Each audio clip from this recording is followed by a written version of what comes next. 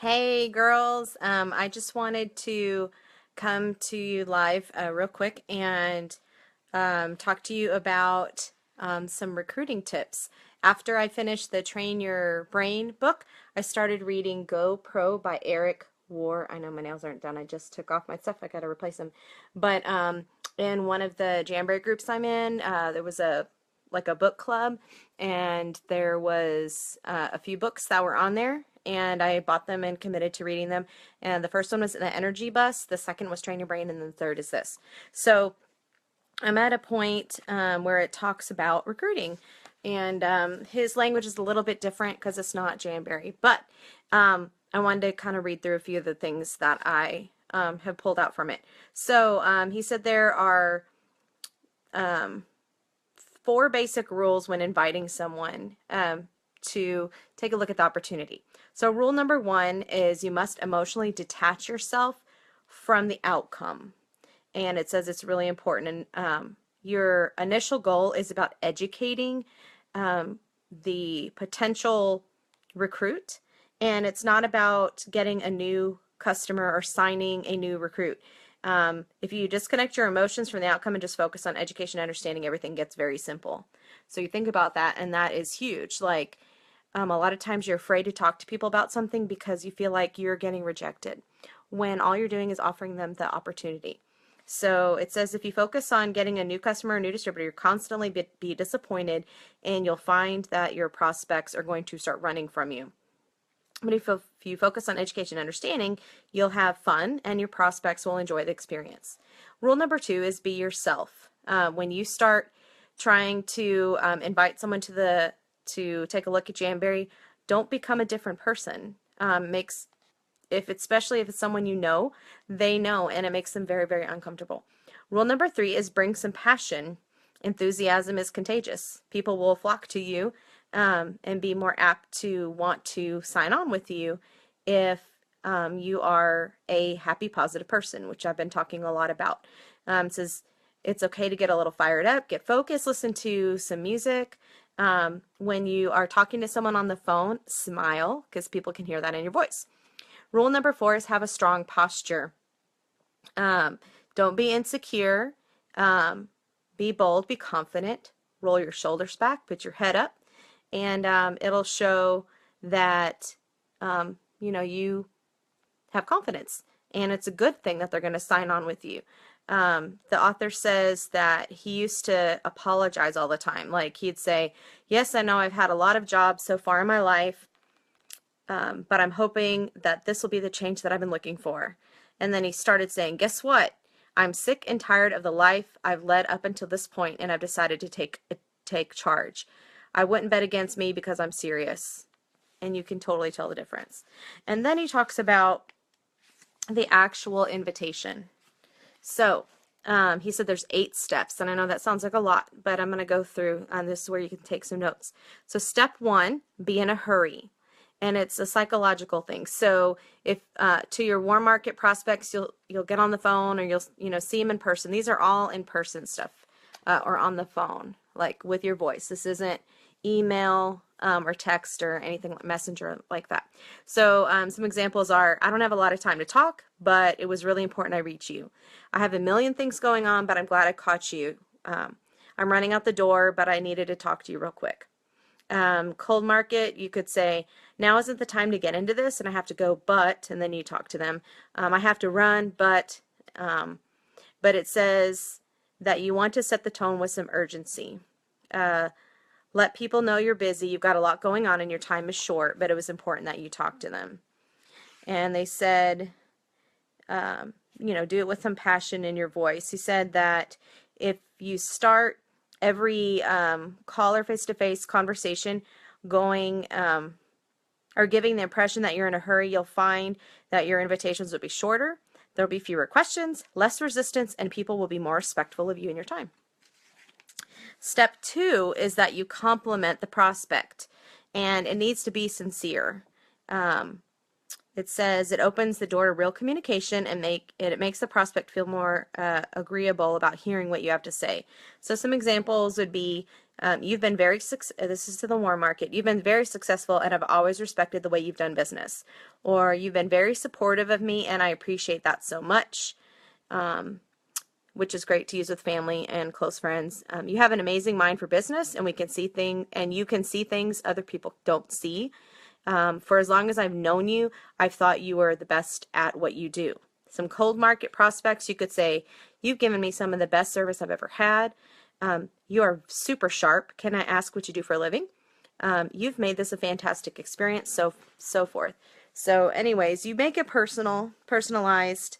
Those are just some examples, but first, you let them know you're in a hurry, and then you compliment them, and it kind of puts them in a good mood, and it helps to build rapport, and it lets them know that, that's the reason why you picked them, that they're special.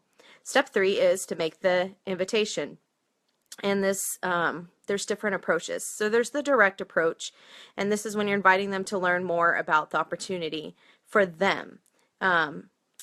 And it says, like you could say, usually, I found a way for you to get rich. Let me tell you about it, blah, blah, blah. But really, they're only going to expect that from a millionaire. That's not what you want to say. This is where all the Jamberry training comes into play. So you hopefully have listened to what they've had to say. You know about them, and so you come back and you offer them a solution. So this is where you would say, remember when you told me that you hate your job, or you need more money, or you wanted to find a new house, or etc. Were you serious, or were you just kidding yourself? Were you serious, or were you just kidding around? And then they'll always tell you they were serious. And then you say, great, I think I found a way for you to get it, solve the problem, make that happen. And then you talk about the Jamberry opportunity. So this is for situations where you know an area of their dissatisfaction or desire. You could also say, I think I found a way for us to really boost our cash flow, if that's an issue. When I've thought of people who would make an absolute fortune with the business with Jamberry, I thought of you. Or you could say, are you still looking for a job or a different job? I found a way for both of us to work this business together without all the risks. And then you could say, let me ask you a question off the record. If there was a business you could start working part-time from your home that could replace your full-time income, would that interest you? Example for cold market prospects, you could say, have you ever thought about diversifying your income? Do you keep your career options open? Do you plan on doing what you're doing now for the rest of your life? And then you say, I have something that might interest you. There's also the indirect approach. This tool will help people get past their initial resistance, and you educate them on what you have to offer. And basically, it's like you're asking for guidance.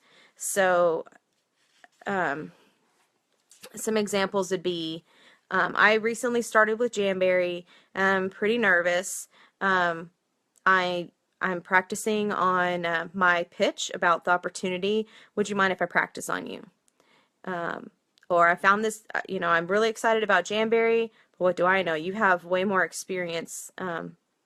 Would you look at it for me and let me know what you think?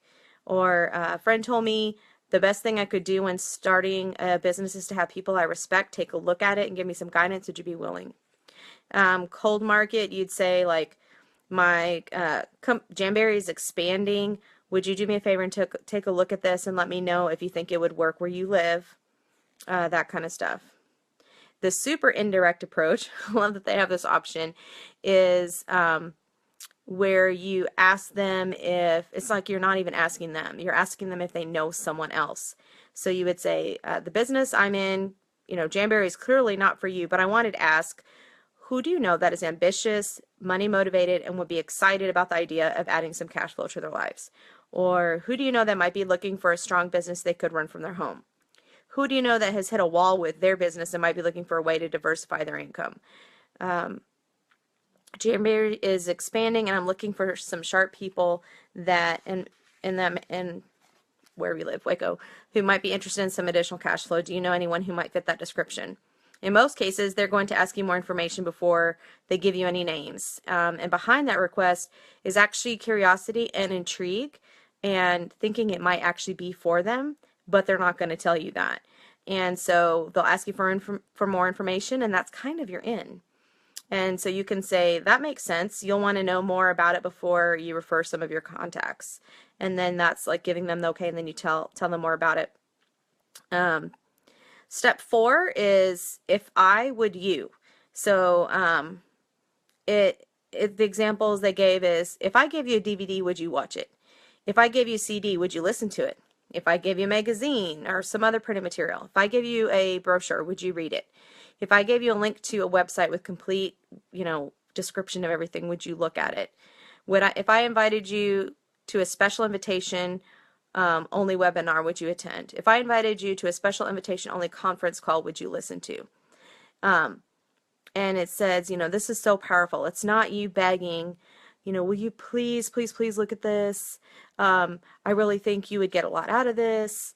It is offering them something of value. So it's reciprocal.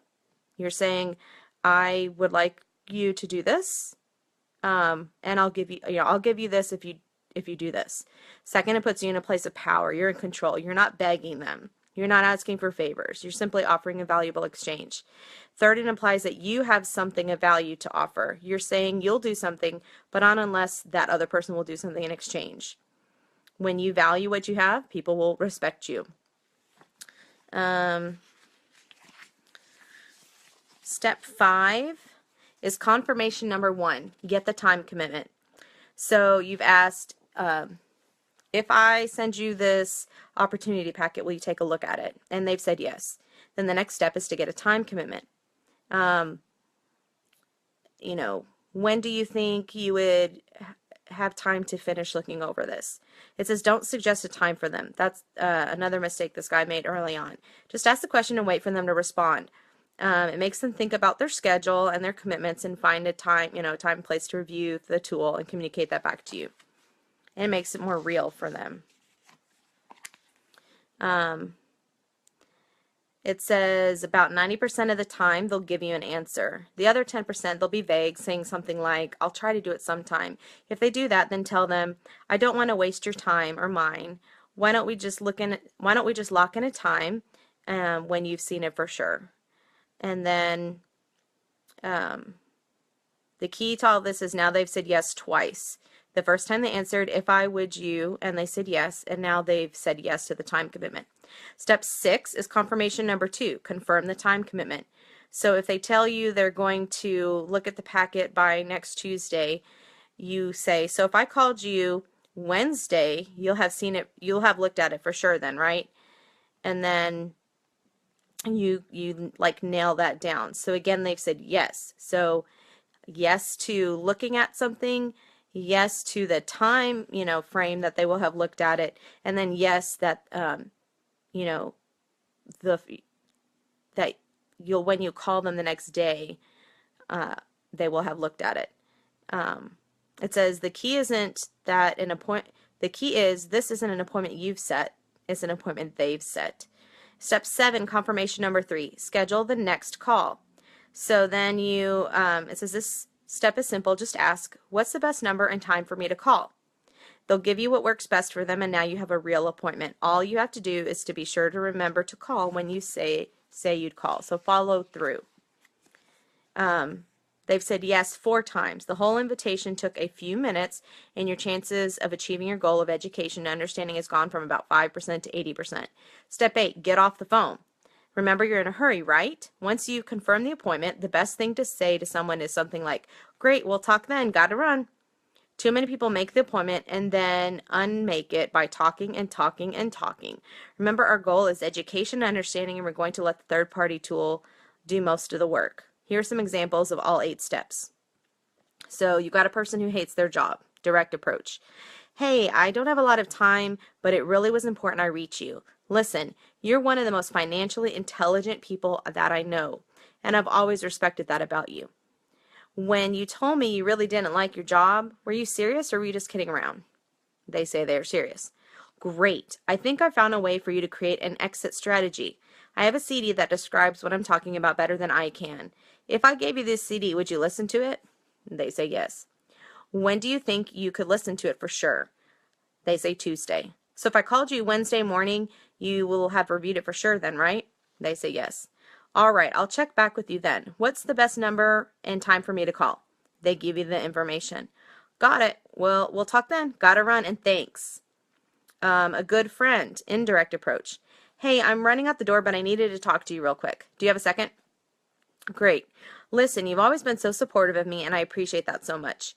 I've just started a new business, and I'm really nervous. Before I get going, I need to practice on someone friendly. Would you mind if I practiced on you? They say yes. Great. If I gave you a DVD that laid out information in a professional way, would you watch it? They say yes. It's about 15 minutes long. When do you think you could watch it for sure? They say Thursday.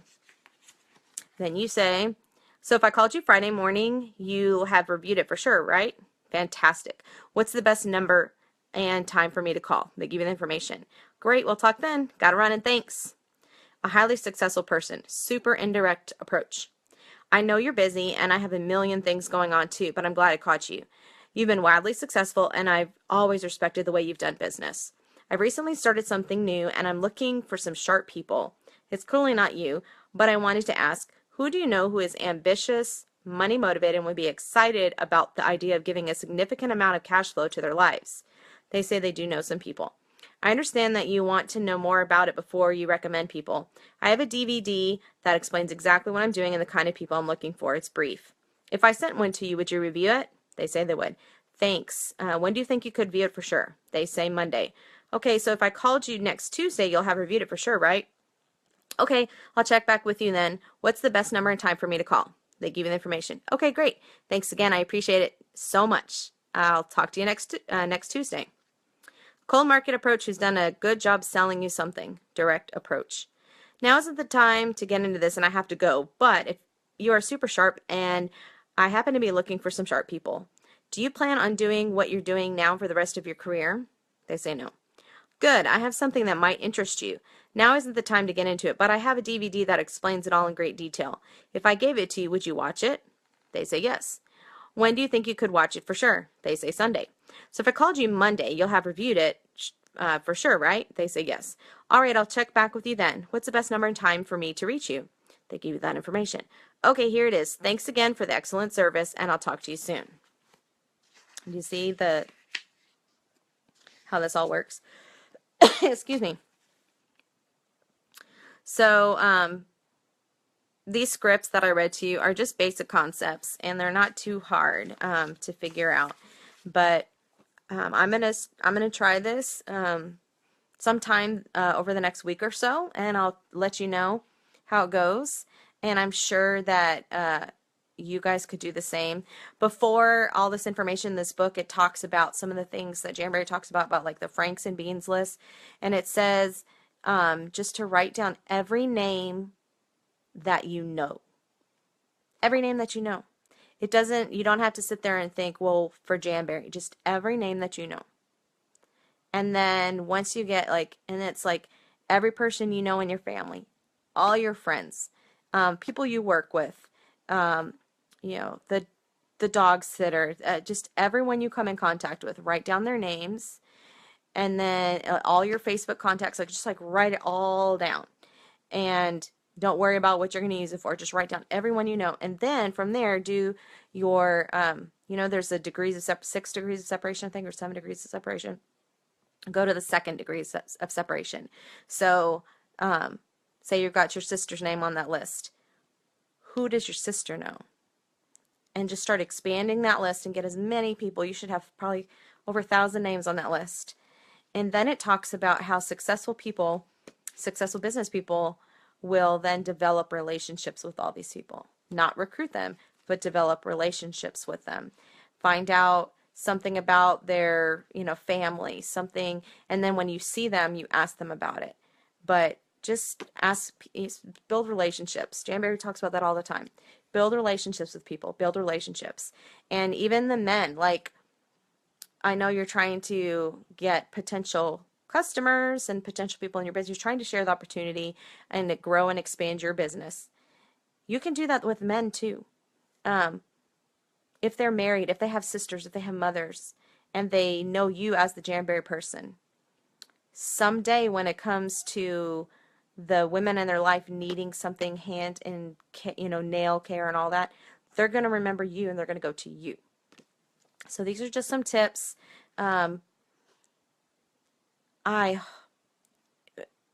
I don't want to talk negatively about myself because I'm trying to think all these positive things, but I'm sharing all these things with you as I'm learning. I'm trying to be your coach, but since I don't have a huge team as well, I don't want to feel like um, you that I'm the and that I know everything. I'm just sharing with you what I know. Hopefully we can do it together. Hopefully we can build our team MC Jammers. I think if we can get more people on our team and we can get things going, then you're going to be more successful. You're going to move up the ranks. Our team is going to be that $100,000 team for the year, and we're just going to have more people to share with, and just rise to the top. Get to Puerto Vallarta next April. So if you have any questions, let me know. Hopefully you guys are going to be attending the Power Jam Recruiting Week 2. That starts in a little bit. And let's rock hump day tomorrow and the rest of the week. I love you girls. Bye.